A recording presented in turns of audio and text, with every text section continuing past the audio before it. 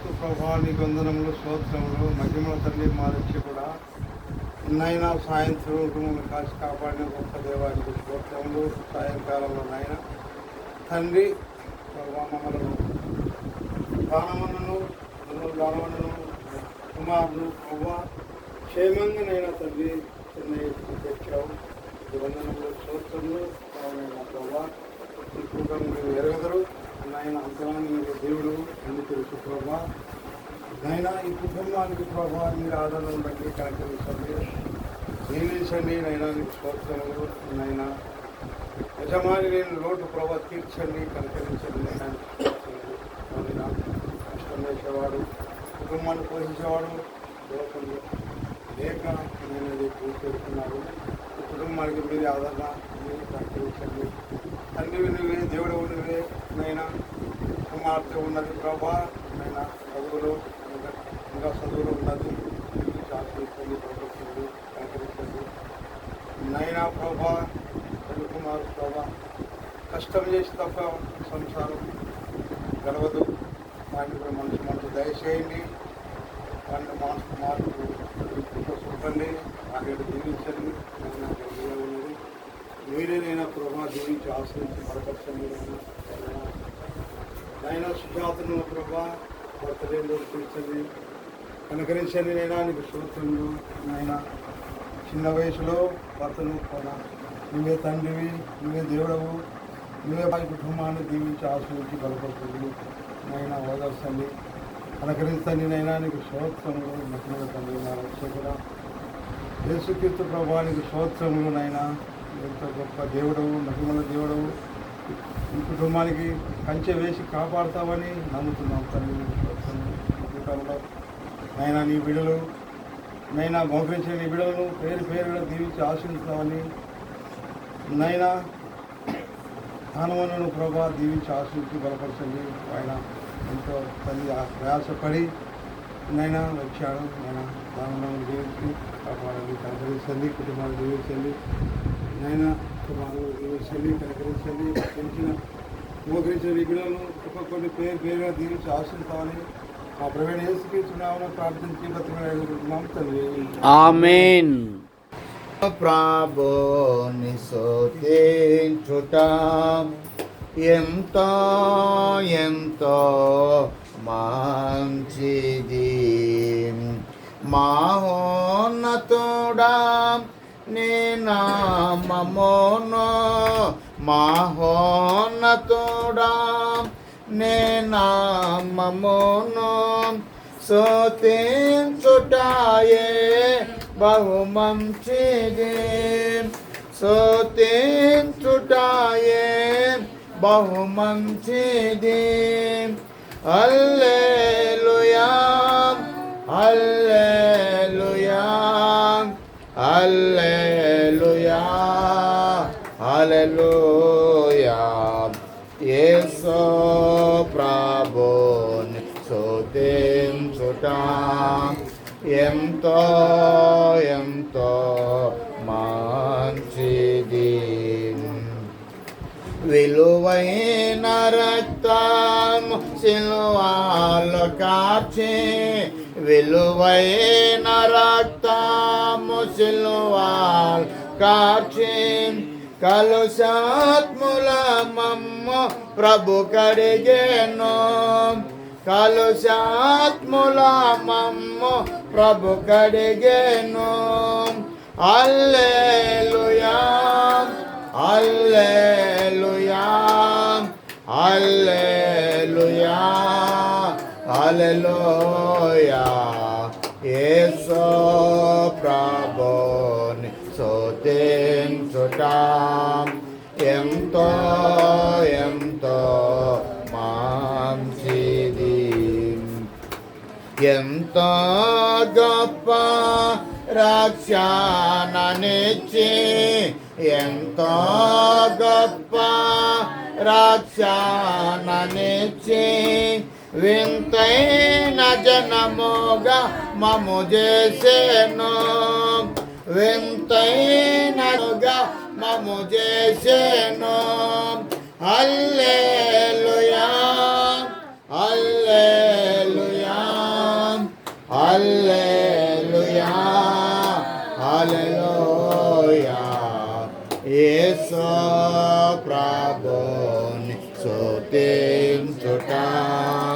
ఎంతో ఎంతో మంచిది, ఎంతో ఎంతో మంచిది.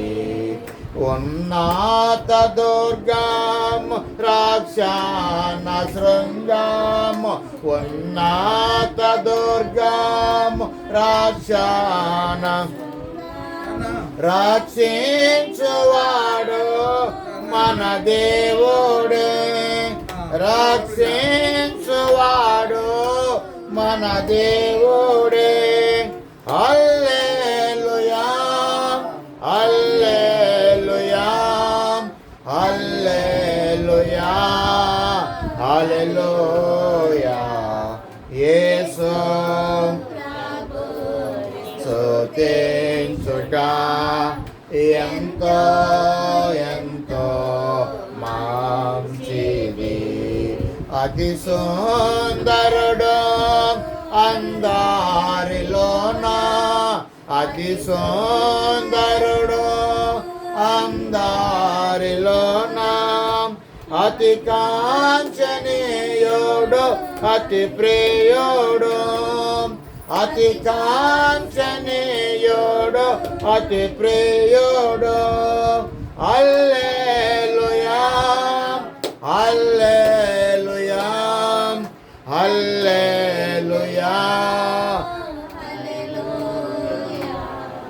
యేసు ప్రభుని స్తుతించుట ఎంతో ఎంతో మంచిది. రాత్రింబవల్లో వేణోళ్ళతోనో, రాత్రింబవల్లో వేణోళ్ళతోనో స్తుతించుటయే బహు మంచిది, స్తుతించుటయే బహు మంచిది. హల్లెలూయా హల్లెలూయా హల్లెలూయా హల్లెలూయా. యేసు ప్రభుని స్తుతించుట ఎంతో ఎంతో మంచిది. సహోదరులారా, యాడికి ప్రాంతం నుంచి మరి గంధం దేవగణ గారు మన మధ్యకు వచ్చి ఉన్నారు. మనతో ఆయన కొద్ది నిమిషములు దేవుని పంచుకుంటారు. వాక్యము నిమిత్తమై ప్రార్థన చేసుకుందాం. తోలు వంచండి. ప్రేమించినటువంటి మా యేసు ప్రభువా, కనికరం గల తండ్రి, దయగల దేవా, శివారంలో మా సహోదరుడు ప్రభువా మరి చెన్నయ్య గారి కుటుంబంలో ప్రభువా మేము చేరి మేమందరం ఈ విధంగా ప్రభువా చిన్న ముందుగా సమకూర్చబడి ఇలాగా నేను గణపరిచి వాకిచ్చే దాన్ని బట్టి ప్రభువా మీకు స్తోత్రాలు. మరి ఈ సమయంలో మీ దాసుడు ప్రభువా నిలబడి మాట్లాడుచుండగా మీ దాసుని మీ బూరగా మీ పనిముట్టుగా మీరు వాడుకోమని ప్రభువా మరి ప్రార్థన చేస్తూ ఉన్నా. కుటుంబానికి కావాల్సిన ఆదరణ మాటలు ప్రభువా మీరు అందించి ఈ మాటల ద్వారా ప్రభువా కుటుంబాన్ని ఓదార్చి ఆదరించి బలపరిచి నెమ్మది చేయమని వినగలే మనసు గ్రహించి ఆత్మకు అందరికీ అనుగ్రహించండి. మీ దాసుడు మాట్లాడుతున్న ప్రతి మాటను ప్రభువా మేము విని పెంచడం పెట్టకుండా హృదయంలో ఉంచుకొని మేలు పొందే భాగం దయచేయండి. యేసు ప్రభు నామములోనే ప్రార్థిస్తున్నాం తండ్రి, ఆమేన్. తర్వాత దండేస్తాడు.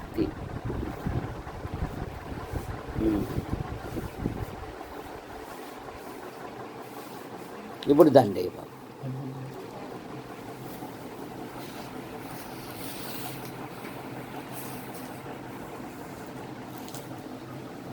కొంచెం నా దిక్కు తిరుగు, అట్లా ఒక్క నిమిషం అట్లా దండ పట్టుకుని అట్లా అది అంతేలే. ఏమంట, తక్కువగా చెప్పేవారు ఎక్కువగా కనుక కొన్ని నిమిషాలు మాత్రమే. అపోస్తుల కార్యాలు 13వ అధ్యాయము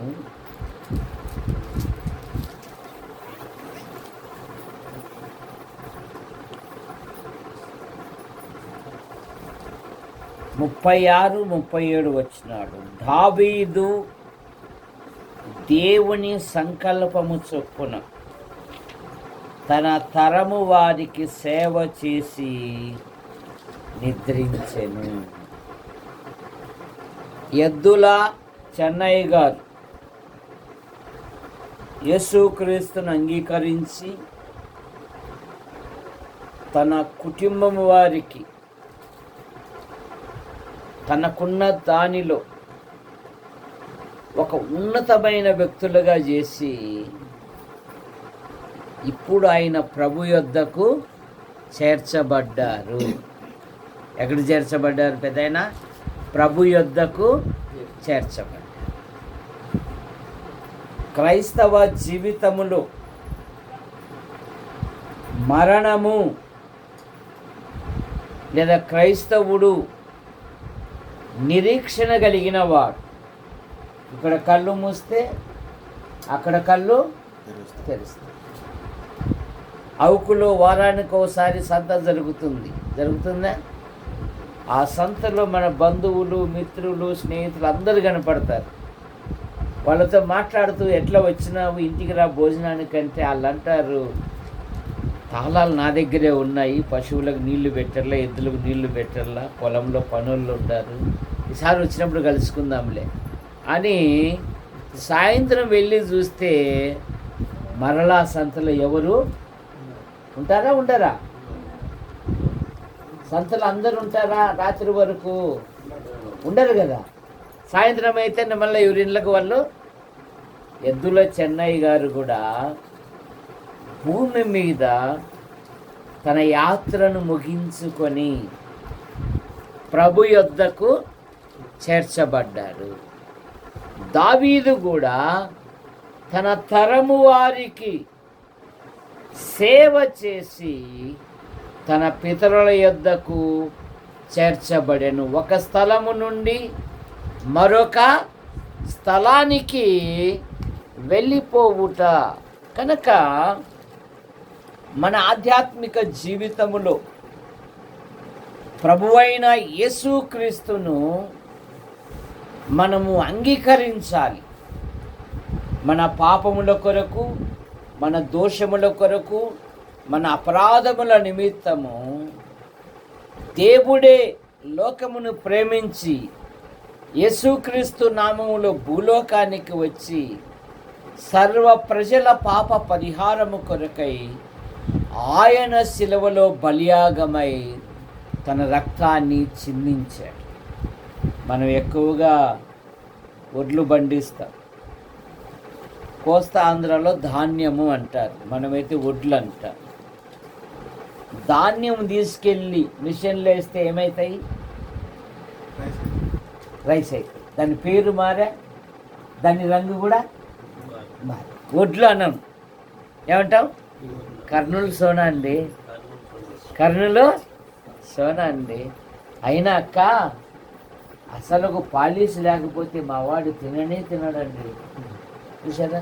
యేసు ప్రభుని నమ్మితే పాపి పరిశుద్ధుడైతాడు, దుర్మార్గుడు సన్మార్గుడైతాడు, అనీతిమంతుడు నీతిమంతుడైతాడు. ఎద్దుల చెన్నయ్య గారు యేసుక్రీస్తును అంగీకరించినవాడు. ఆయన ఇప్పుడు పరలోకంలో ఉన్నాడు. యేసు ప్రభువారు అన్నారు యోహాను సువార్త 5:24, నా మాట విని నన్ను పంపిన వాని యందు విశ్వాసముంచు ప్రతివాడు నిత్య జీవము గలవాడు, వాడు తీర్పులోనికి రాక మరణములో నుండి జీవములోనికి దాటి ఉన్నాడు. యేసుక్రీస్తును అంగీకరించటం వలన. దావీదు గురించి అందరికీ తెలుసు. మారు మనసు అనేది పక్కన పెట్టండి. ఎవరు దావీదు? నువ్వు చెప్పమ్మా. దావీదు ఎవరు? ఎద్దుల కాపరా, బరుగొడ్ల కాపరా? ఖచ్చితంగా చెప్పు. గొర్రెల? దావీదు గొర్రెల కాపరి. మహారాజుగా చేశాడు దేవుడు. దావీదు కత్తి పట్టాడంటే సింహపు గుండె ధైర్యము కలిగిన వాడు కూడా దిగులొందుతాడు. కానీ దావీదు మనస్సు తన కుటుంబము కొరకు. 2 సమూయేలు గ్రంథం 7వ అధ్యాయము 29వ వచనం. దయచేసి నీ దాసుడైన నా కుటుంబము నిత్యము నీ సన్నిధిలో ఉండునట్లు దానిని ఆశీర్వదించుము. యెహోవా నా ప్రభువా, నీవు సెలవిచ్చి ఉన్నావు, నీ ఆశీర్వాదము నుండి నా కుటుంబము నిత్యము ఆశీర్వదించబడునుగాక. ఏం కోరుకున్నాడు దావీదు? నా కుటుంబము నిత్యము నీ సన్నిధిలో ఉండునట్లుగా. చూసారా? నీ సంఘములో ఉండునట్లుగా, నీ సన్నిధిలో ఉండునట్లుగా దానిని ఆశీర్వదించు. నీ ఆశీర్వాదము నుండి నా కుటుంబము నిత్యము ఆశీర్వదించబడుతుంది.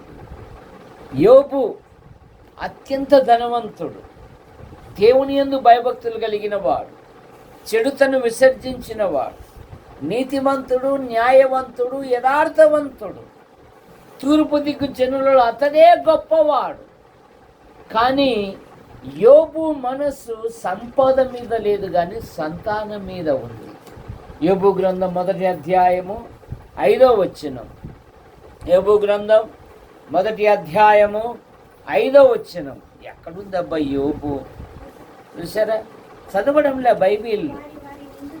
వారి వారి విందు దినములు పూర్తి కాగా యోబు తన కుమారులు పాపము చేసి తమ హృదయములలో దేవుణ్ణి దూషింతురేమో అని అనుకొని వారిని పిలవనంపించి వారిని పవిత్రపరచి అరుణోదయమున లేచి వారిలో ఒక్కొక్కరి నిమిత్తము దహన బలులు అర్పించుచు వచ్చెను. యోబు అలాగూ చేయుచుండెను. యోబు మనస్సు సంపద మీద లేదు, కానీ సంతానం మీద ఉంది. కనుక దేవుడు మనకు బహుమానంగా ఇచ్చిన పిల్లలను దేవుని కొరకు పెంచాలి అంటే ప్రార్థన చేయాలి. ఏం చేయాలి? దేవుని వాక్యం ధ్యానించాలి. క్రైస్తవ కుటుంబములో ఉదయకాల ప్రార్థన ఉండాలి, రాత్రికాల ప్రార్థన ఉండాలి. చిన్నప్పుడు మా కుటుంబాలన్నీ ఈతాకులతో చేసిన గుడిసె, ఇలా తలుపు కూడా కాదు, అంత తడికలతో చేసిన తలుపు. దాన్ని ఎక్కడెక్కడ కట్టాలా?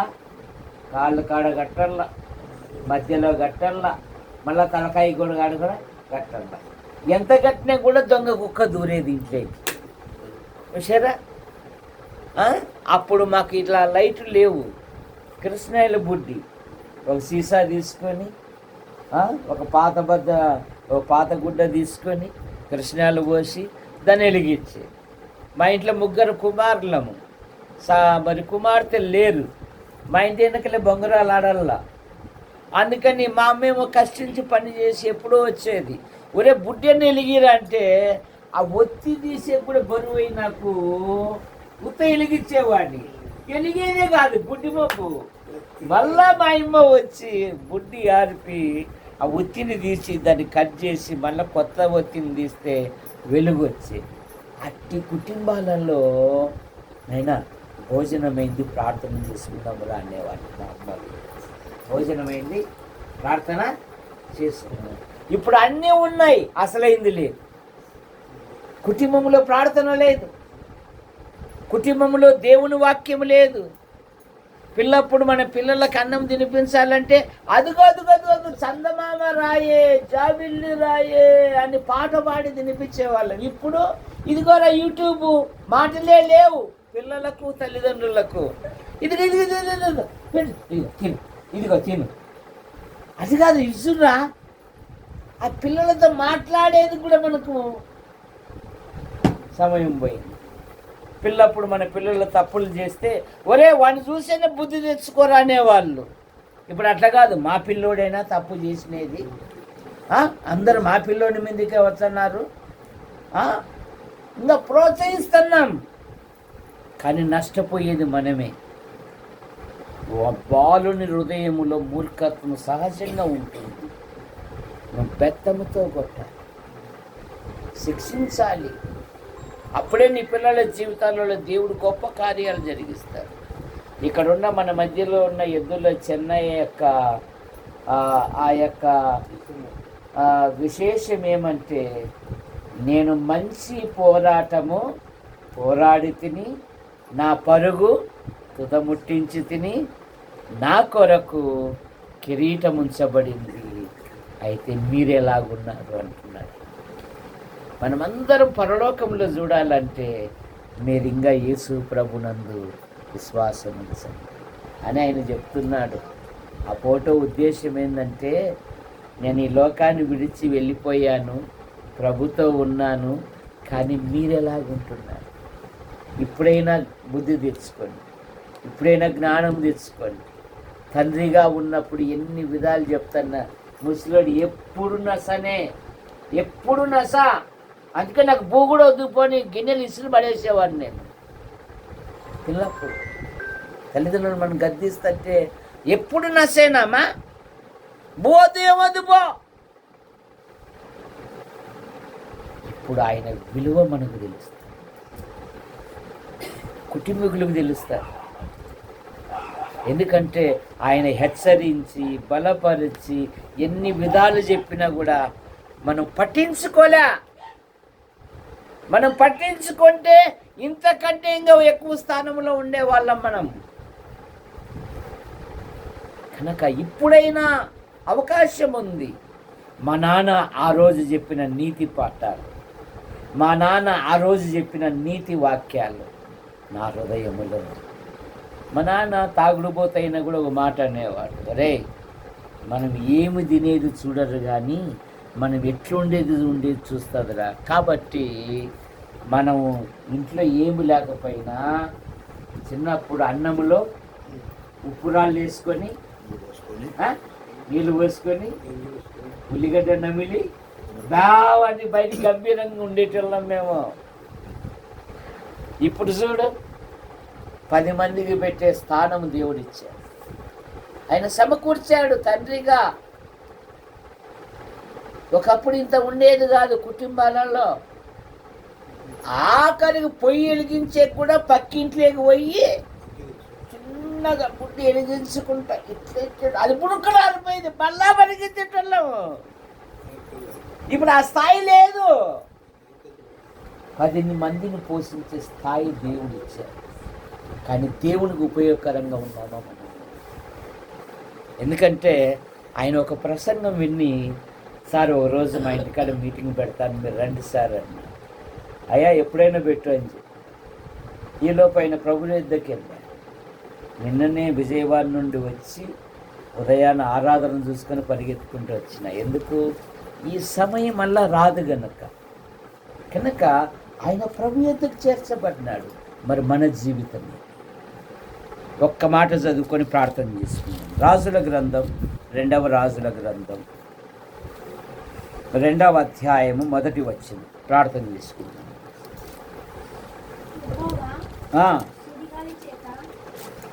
నేను వస్తున్నా తట్టుకున్నా, నేను తీస్తాను వస్తా.